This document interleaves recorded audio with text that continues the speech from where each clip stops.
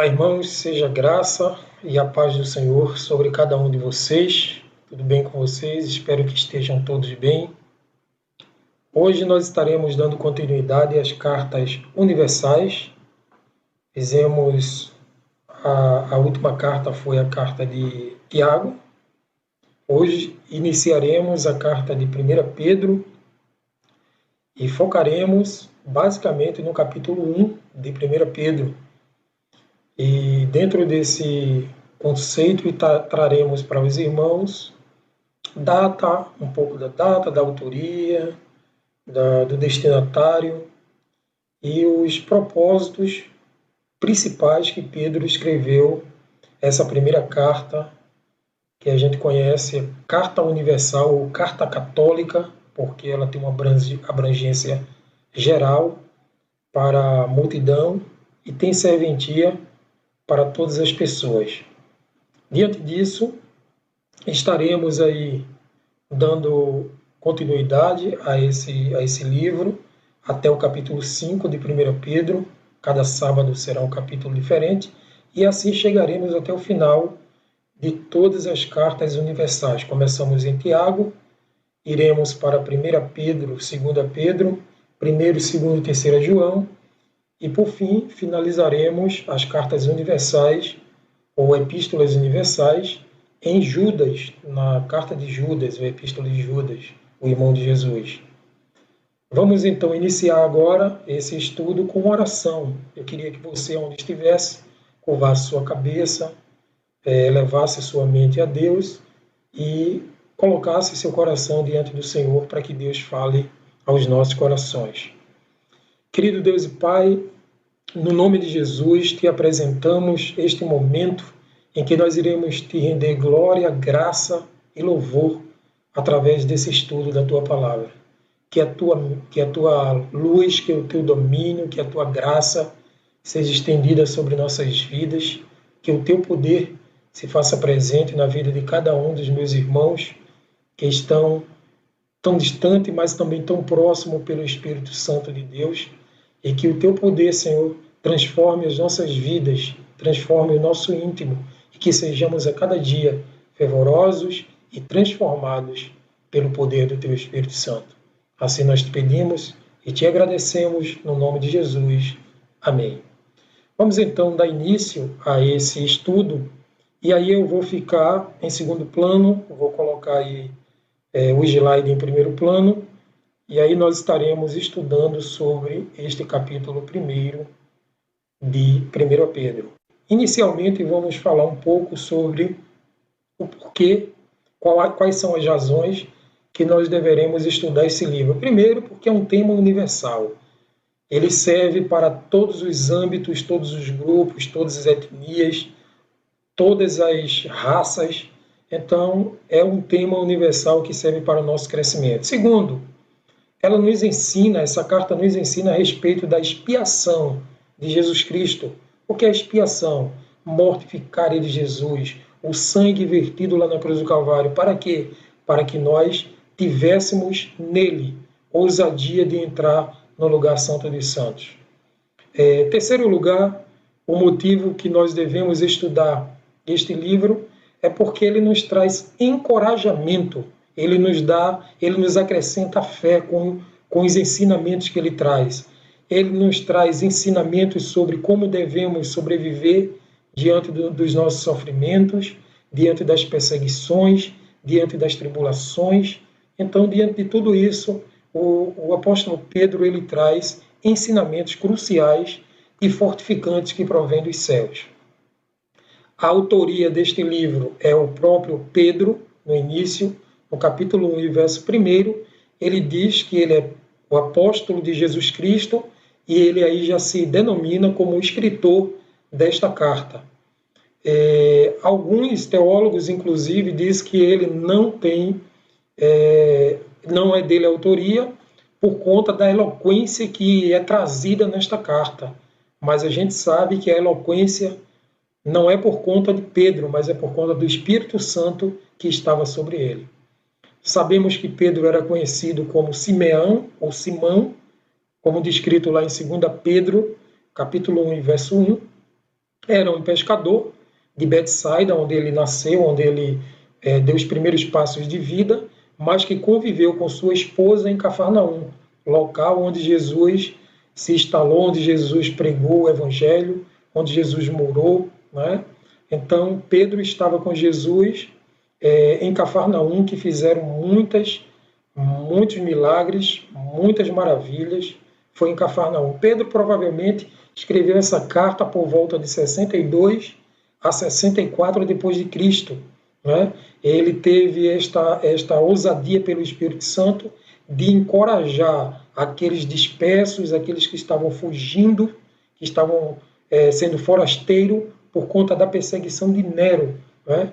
Roma estava sendo incendiada cerca de 64, 65 até 69 depois de Cristo, e aí os cristãos foram perseguidos e foram colocados à prova, e eles deixaram pátria, deixaram família e foram na dispersão, fugindo aí dessa perseguição. Então, por conta disso, Pedro trouxe um encorajamento para todos os cristãos, de forma que eles precisavam, de fato, ser acrescentado na fé, que justamente é o próximo ponto que nós trazemos aqui. Por que foi escrito? Por conta justamente desses servos de Deus que estavam sendo perseguidos, que estavam sendo torturados, aqueles que eram presos, eram torturados, mortos, e inclusive eram colocados como dentro da fogueira, né? E era colocado às vezes como sentinela, era colocado na parede do palácio, com chamas de fogo no seu corpo. Então, por conta disso, que houve muita perseguição e muita ênfase do apóstolo Pedro em encorajar, em fortalecer os santos que estavam pela fé, adorando a Deus, mesmo diante da perseguição. Como relatado aí em 1 Pedro 7, que logo mais a gente vai fazer um comentário mais apurado. Por que foi escrita essa carta? Porque queria prepará-los. Pedro queria prepará-los para uma ardente prova futura que estava para acontecer, o que estava acontecendo futuramente, da falta de relacionamento que eles não estavam tendo com os familiares, a falta de amigos, porque estavam sendo perseguidos e fugitivos. Então, Pedro ele traz aí uma conotação de prepará-los de forma encorajadora para que eles pudessem sobreviver diante de todas as provações. E, por fim, porque queria ensinar como lidar com todas essas provações. Pedro estava dando a receita para como eles sobreviverem diante de todas as provações e lutas que eles estavam passando, que eles estavam enfrentando. Essa carta foi escrita possivelmente para todos que estavam fugindo, que estavam em expansão, sendo colocado à prova, mas especificamente para a Ásia Menor. E é o interessante que quando o apóstolo Pedro ele faz a conotação, ele traz aí no versículo 2 do capítulo 1 de 1 Pedro, ele traz 5 regiões da Ásia Menor que são relevantes para o apóstolo Pedro, que é o Ponto, Galácia, Capadócia, Ásia e Bitínia, que isso é apontado lá em 1 Pedro 1:1, quando ele aponta para essas 5 regiões. E o interessante disso tudo é que Pedro ele não se preocupou com a parte sul da Ásia Menor, a parte sul que estava liberando o mar Mediterrâneo. Por quê? Porque esse local, essa região, já tinha sido antes alcançada pelo apóstolo Paulo.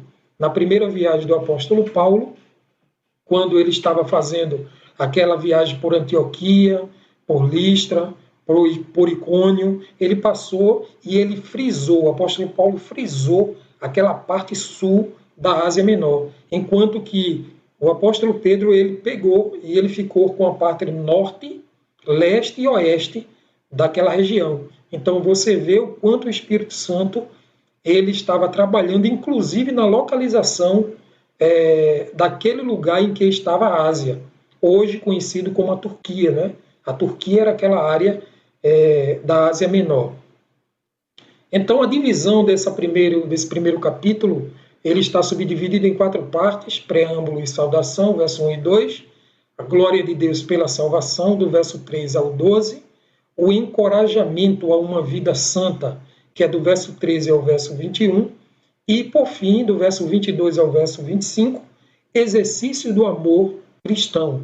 Vamos então agora entrar, propriamente dita, no versículo 1 e 2, que é o preâmbulo, e a saudação do apóstolo Pedro diante das situações que estava tendo da dispersão com os servos do Senhor. Primeiro, ele se apresenta como apóstolo de Jesus Cristo, assim como Paulo também sempre se apresentava, mostrando que ele era chamado, que ele estava resgatado pelo Senhor e foi chamado pelo Senhor, mostrando aí a sua apostolidade, mostrando aí a sua situação de servo e de representante de Deus diante daquela localização, diante daquele momento. A segunda parte que a gente precisa frisar são os peregrinos da dispersão. Aí já mostra o destinatário, para quem que foi destinada esta carta. Os peregrinos da dispersão, aqueles que estavam dispersos em Ponto, Galácia, como a gente citou agora há pouco, Capadócia, Ásia e Bitínia. Então, aí nós temos de imediato a autoria e o destinatário desta carta.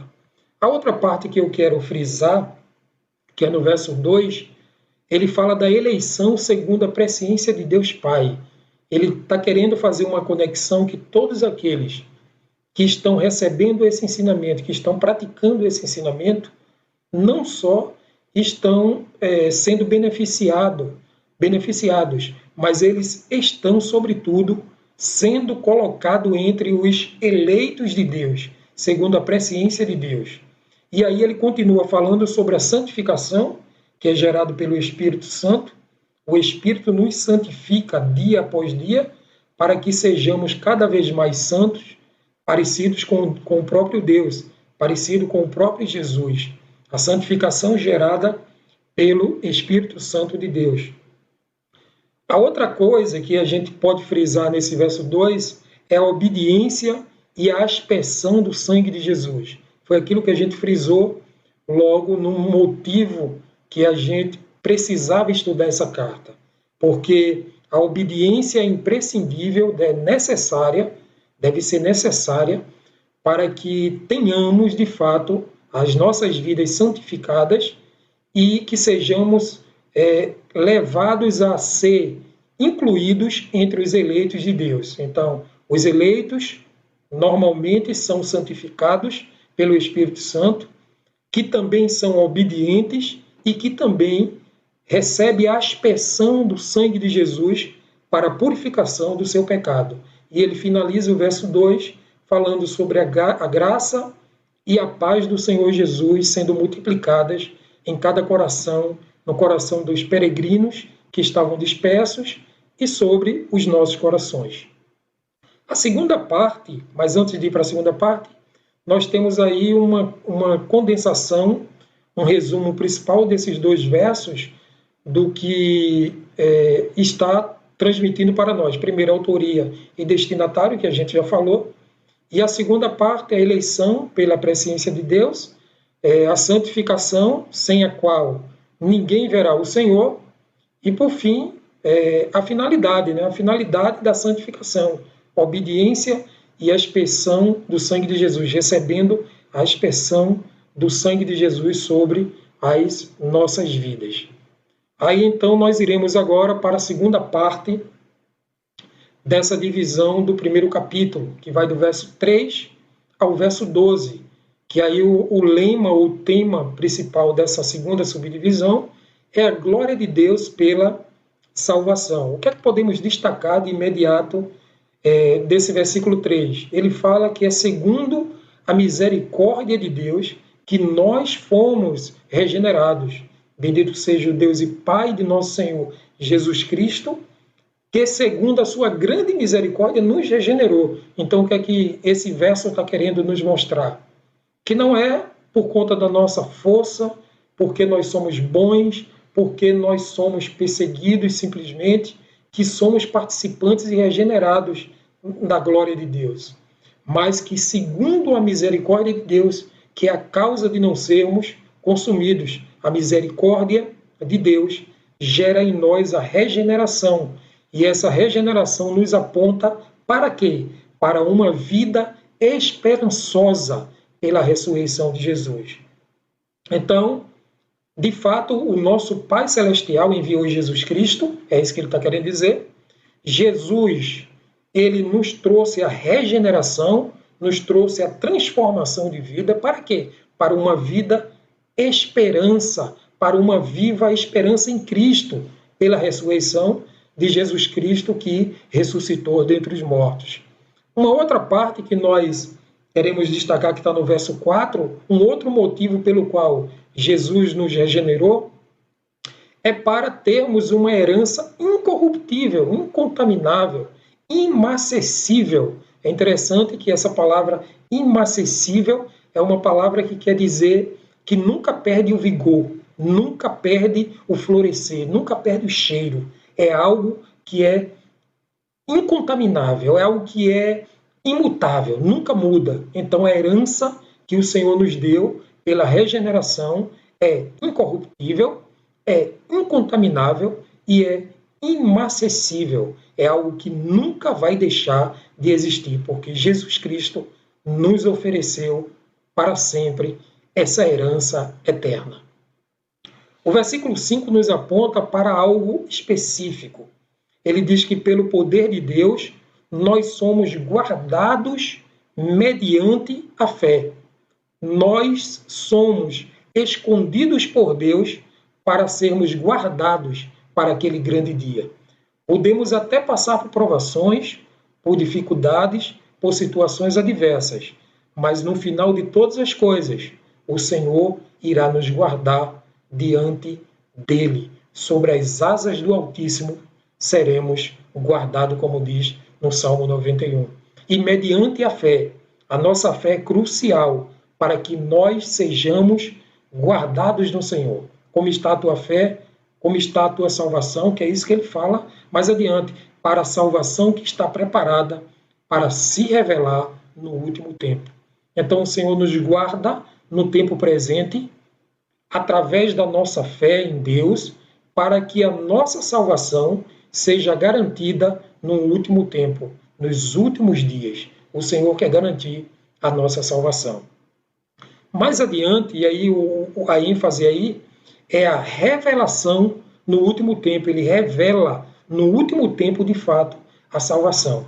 A salvação que nós temos hoje não conhecemos de fato como ela se dá, porque sabemos em parte profetizamos, em parte louvamos sobre dentro da salvação, mas vai chegar um dia, como diz lá no livro de Romanos e também no livro de 1 Coríntios, capítulo 13, que em parte profetizamos e em parte conhecemos, mas vai chegar um dia que nós o veremos como de fato o é, a salvação, que é o nosso Senhor, o Messias, o nosso Salvador, Jesus Cristo. Então, adiante, no versículo 6, o que é que podemos destacar do verso 6? Na qual é a salvação, no caso, na qual exultais, ainda que agora por um pouco de tempo. Então, é como a gente estava conversando agora.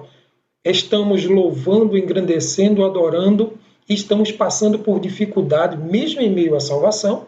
Podemos passar por lutas, podemos passar por provações, mas isso tudo tem um tempo limitado, um tempo determinado por Deus. Depois dessas provações, era isso que Pedro, aliás, estava apontando para aqueles que estavam dispersos, né, naquela região da Ásia Menor, dizendo: vocês estão passando por essas lutas, estão passando por essas dificuldades, mas não se preocupe, porque isso tudo vai passar. É um pouco de tempo, porque o que há de vir virá e não tardará, é o que diz a palavra do Senhor.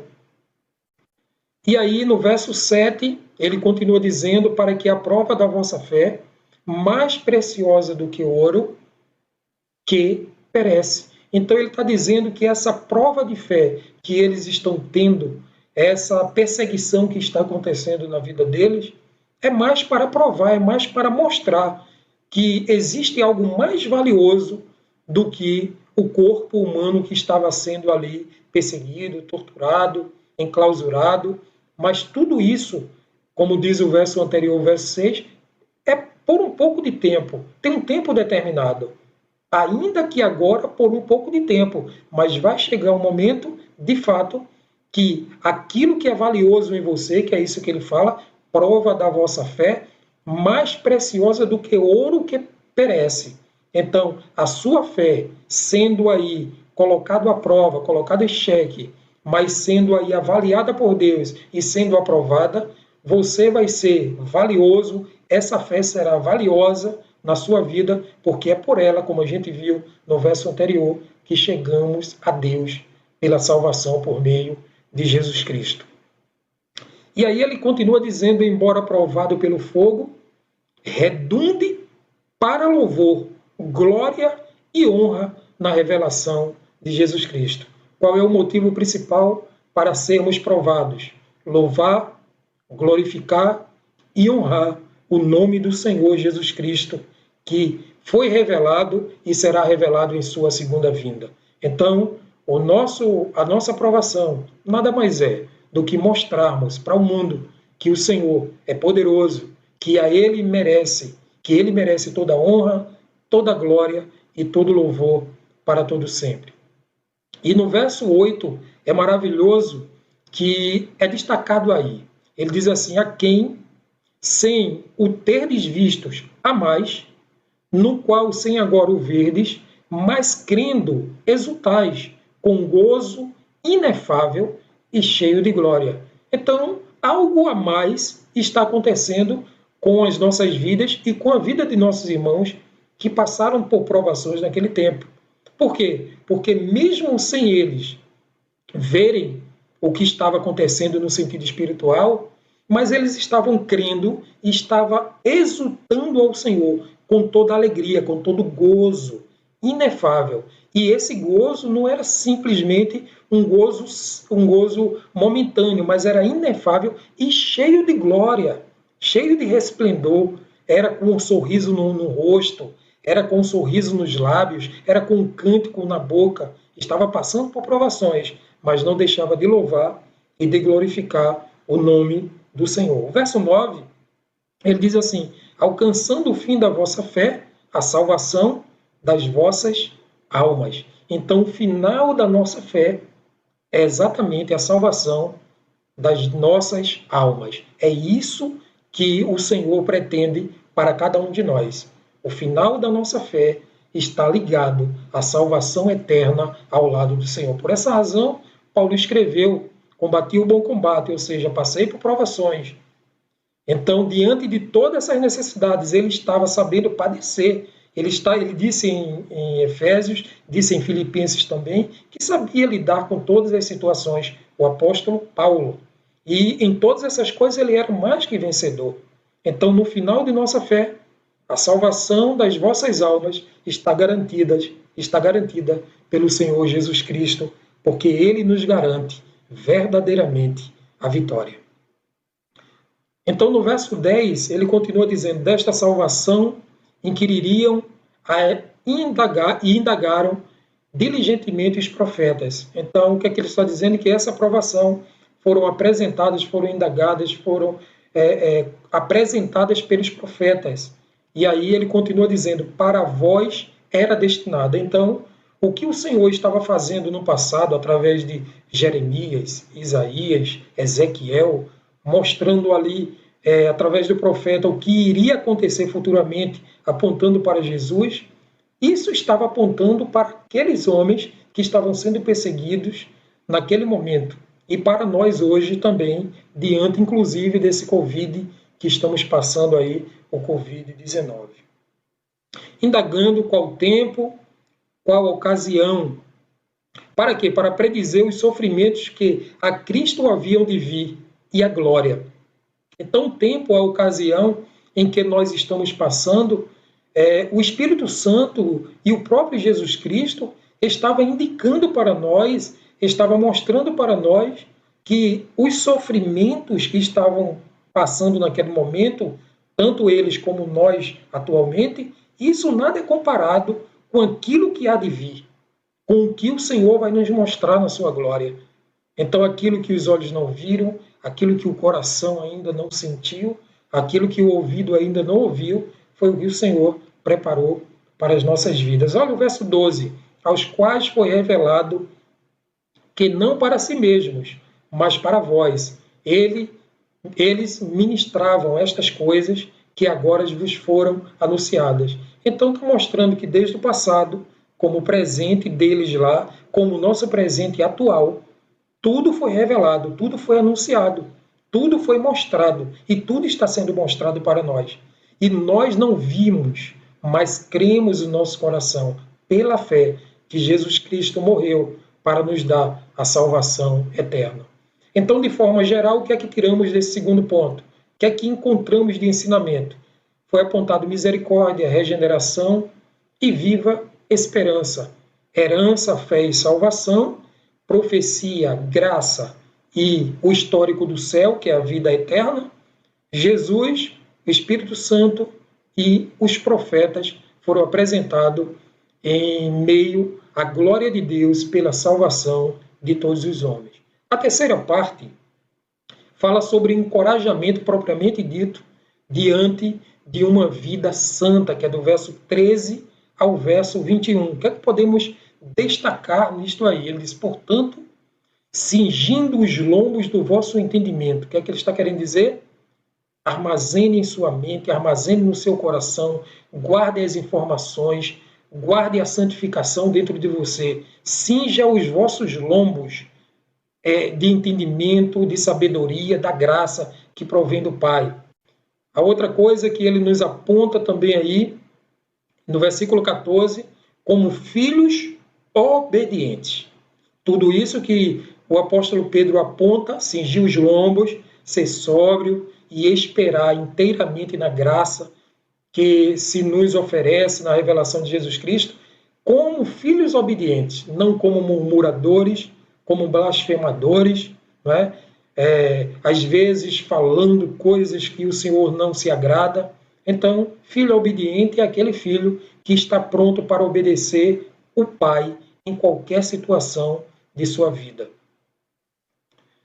O versículo 15, por exemplo, ele mostra aí a situação da santidade, né? Ele diz assim, como santo é aquele que vos chamou, sede vós também santo, nos chamando mais uma vez para a santidade, como ele colocou lá nos versos anteriores, que nós precisamos estar atentos à nossa santificação, buscando a santificação sem a qual ninguém verá o Senhor. E claro que essa santificação é produzida pelo Espírito Santo de Deus em nós. O versículo 16, o que nos chama a atenção é que nós seremos santos porque Ele é santo, é uma condição. Se você quer chegar aos céus, se você quer receber a aspersão do sangue do Filho de Deus, Jesus Cristo, se você quer ter acesso à glória do Pai, é necessário você ser igual a Deus. Igual a Deus, quando diz igual a Deus, não em poder, em glória, mas em santidade, em busca de perfeição. A gente precisa cada dia ser melhor. Então eu preciso hoje ser melhor do que fui ontem. Eu preciso ser melhor amanhã do que fui hoje. E assim uma vida crescente e sempre projetada para o alto. Continuando, no versículo de número 17, destacamos aí a seguinte expressão. E se invocais por Pai aquele que, sem acepção de pessoas, julga segundo a obra de cada um. Então está mostrando que o Pai ele não faz acepção de pessoas. Ele quer salvar a nós, como ele quer salvar aquele ímpio que está às vezes ao nosso lado e que a gente não dá nada por ele. Ele quer salvar nossos familiares, como ele quer salvar aquele que está na calçada, sem ter alegria, sem ter paz, sem ter perspectiva para o futuro. E ele não faz acepção de pessoas, ele não julga, ele não nos aponta. Por mais que caiamos, por mais que tropecemos, por mais que pequemos, o Senhor não lança no rosto, nos nossos rostos, os nossos pecados, mas ele nos atrai, ele nos chama para si, para perdoar os nossos pecados. Como diz em 1 João 1,9, se confessarmos os nossos pecados, ele é fiel e justo para perdoar os nossos pecados e nos purificar de toda a injustiça. Então ele não faz acepção de pessoas. E um outro ponto a ser destacado, que está aí grifado em verde: se você invocar o Pai, andai também em temor durante o tempo da vossa peregrinação. Quem invoca o Pai, quem faz orações, quem faz petições, quem está querendo adorar, louvar o Senhor, precisa andar em temor durante o tempo da peregrinação, ou seja, durante o tempo da Covid-19, durante o tempo da perseguição de Nero, lá em Roma, pelos soldados que estavam perseguindo lá os nossos primeiros amigos e irmãos que estavam ali fugindo da sua pátria, fugindo da sua família, para salvar a vida e para fazer com que o nome do Senhor fosse glorificado naquele momento pela fé. No versículo 18, a Bíblia fala aí: sabendo que não foi com coisas corruptíveis como prata ou ouro que fostes resgatados da vossa vã maneira de viver. O apóstolo Pedro aí, ele faz uma ênfase, ele faz uma referência de que tudo aquilo que aqueles homens estavam diante da perseguição, diante das provações, estavam passando, não é comparado com o que o Senhor tinha prometido para eles. Mas aí ele está fazendo uma anotação de que o preço que Jesus pagou não foi um preço comum. Não foi um preço que foi pago com ouro, com prata, com bronze, com euro, né? Com dólar, não. Mas o sangue de Jesus foi exatamente o preço pago por Jesus Cristo. O que é que Pedro está querendo denotar aí e querendo ensinar, encorajar aqueles que estavam sendo perseguidos? Ele estava querendo dizer que maior provações, maior perseguição passou Jesus. Porque Jesus foi perseguido até na cruz do Calvário.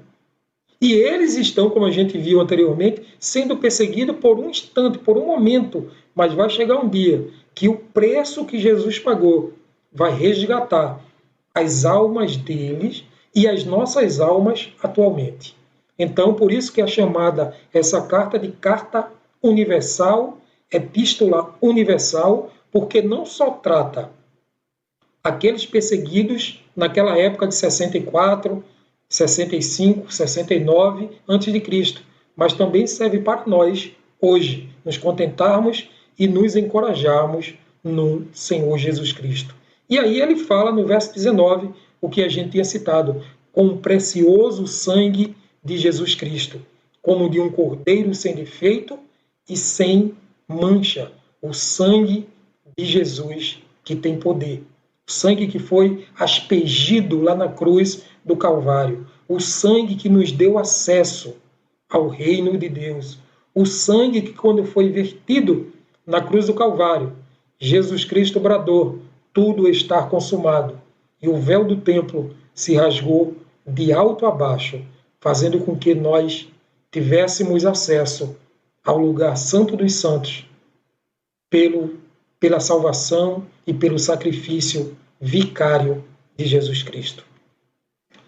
O verso 20, por exemplo, temos aí um destaque, que está aí em vermelho, o qual, falando do sangue de Jesus e da morte de Jesus, né, o qual, na verdade, foi conhecido ainda antes da fundação do mundo, mas manifesto no fim dos tempos por amor de vós. Então, Jesus Cristo foi prometido lá no Jardim do Éden: da semente da mulher nasceria um que pisaria a cabeça da serpente. Ele lhe pisaria a cabeça da serpente e ela lhe feriria o calcanhar. Essa ferida gerou sangue, que foi na cruz do Calvário. Isso para nós, atualmente, e para aqueles que estavam sendo martirizados num período de Nero, no período ali de 62 a 69 depois de Cristo. Uma outra coisa a se destacar no verso 21, está aí que por ele credes em Deus. Por ele quem? Pelo sangue de Jesus, por Jesus Cristo, nós cremos em Deus.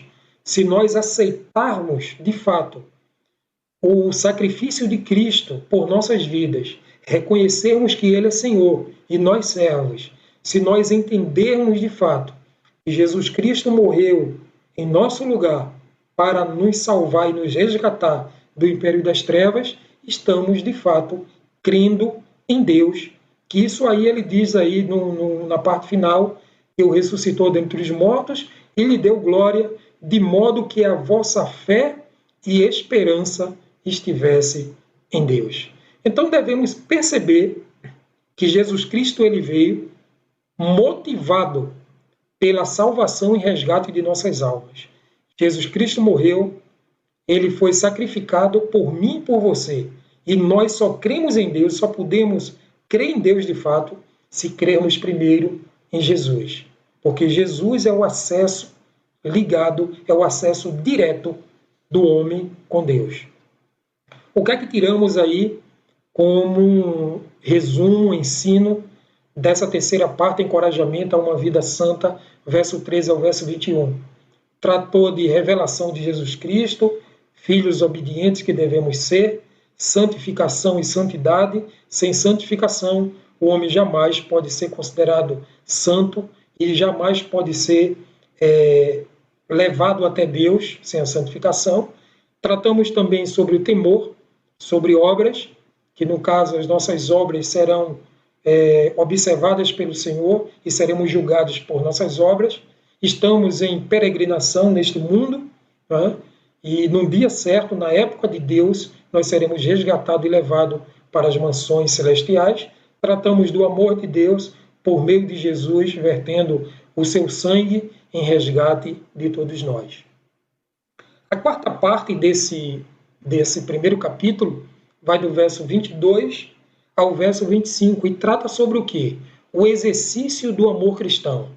Todo cristão que foi encorajado pelo Senhor através dos homens de Deus, como Pedro, ele precisa demonstrar que de fato ele é eleito através do amor, do exercício do amor cristão, do amor ao próximo diante de todas as situações da vida. Olha o que diz o verso 22. Já que tendes purificado as vossas almas na obediência, ou seja, volta novamente aí a situação da obediência. Amar, o amor cristão, ele é vivenciado, ele é demonstrado pela obediência a Deus sobre todas as coisas. E aí ele diz assim, obediência à verdade. Qual é a verdade? A palavra de Deus. Então, quando nós atentamos para a palavra, obedecendo essa palavra, né, nós estamos de fato cumprindo, exercitando o amor cristão diante das pessoas.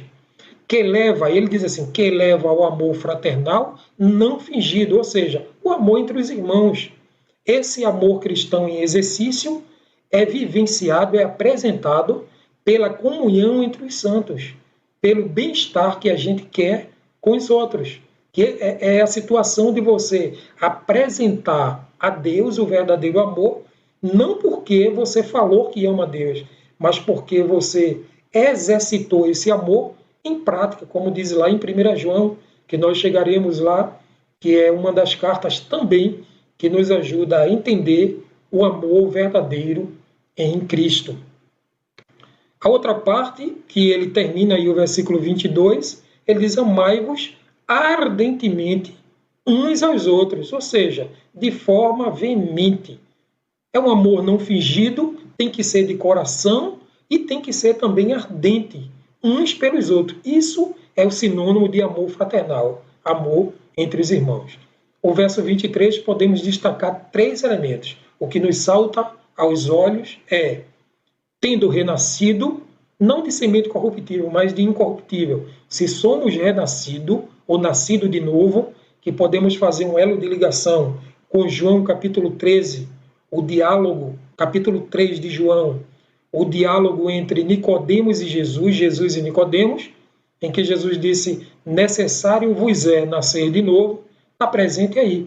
Então, tendo renascido, pela palavra de Deus, a qual vive e permanece. A palavra de Deus nunca morre. Passa-se os céus e a terra, mas a palavra de Deus permanece para sempre. Então, somos renascidos, somos vivificados, somos nascidos de novo pela palavra da verdade, que é a palavra de Deus. O verso 24, ele diz, porque toda carne é como a erva, e toda a sua glória como a flor da erva. Secou-se a erva e caiu a sua flor. Então, o que é que ele está colocando em evidência aí? Mostrando a vulnerabilidade do homem. Aquele homem que não anda segundo o amor cristão, ele está sendo tolo, porque a vida é passageira. A vida é momentânea. Tudo isso vai passar. A única coisa que não passa é a palavra do Senhor. Então ele está dizendo, tudo deve ser para a glória do Senhor. A glória da flor, a glória da erva vai passar. A glória da vida humana vai passar. Tudo passa, mas a palavra de Deus permanece para sempre. É o que diz o verso 25. Mas a palavra do Senhor permanece para sempre. E esta é a palavra que vos foi evangelizada. A palavra de Deus. Que o Senhor aplique, de fato, esses ensinamentos em nossos corações. Como aqui fizemos um resumo básico dessa quarta parte, que foi do exercício do amor cristão, purificação em obediência, que foi isso que a gente falou, amor, o verdadeiro amor, exercício do amor, coração ardente, o coração não fingido, mas agindo de fato com integridade, a questão da carne que é passageira, a glória humana é passageira, que é mais a palavra do Senhor, que ele finaliza, a palavra do Senhor permanece para todo sempre. Que o Senhor aplique essas palavras em nossos corações, que o Senhor nos ajude, nos guarde e que possamos a cada dia ter esses ensinamentos presentes em nossos corações, que as nossas vidas sejam, de fato, uma vida ligada ao Pai, ligada ao Mestre. Que este dia, que este momento, seja um momento em que você esteja diante de Deus, diante dos seus irmãos, cumprindo com todos os mandamentos que a palavra de Deus nos ensina. Que este seja um momento que você perceba que a provação que você está passando não é o final de tudo. O final é Jesus Cristo, o nosso Senhor. Eu quero orar com você e quero abençoar a tua vida em nome de Jesus. Vamos orar? Querido Deus e Pai, no nome de Jesus Cristo, eu quero neste momento abençoar a cada vida, a cada pessoa que está neste momento aqui comigo, que está refletindo sobre a palavra do Senhor, que o teu poder, que esse encorajamento, que a fé que provém do teu Espírito Santo possa gerar em cada vida neste momento amor, alegria, paz, longanimidade, benignidade, bondade, fé, mansidão e temperança. E que esses frutos possam gerar em nós habilidades e exercitado pelo amor diante de todas as pessoas em Jesus Cristo, por meio de Jesus. Assim eu te peço uma bênção especial a cada um de nós que estamos aqui, a cada um dos teus filhos que meditaram na palavra do Senhor. Que este momento seja um momento de paz e de comunhão entre cada um de nós. No nome de Jesus. Amém. Deus te abençoe, Deus te guarde, que o Senhor faça resplandecer o seu rosto sobre ti e tenha misericórdia de ti. Que o Senhor sobre ti levante o seu rosto e te dê a paz. Tenha um dia, uma noite abençoada diante de Deus. Amém. Deus seja louvado.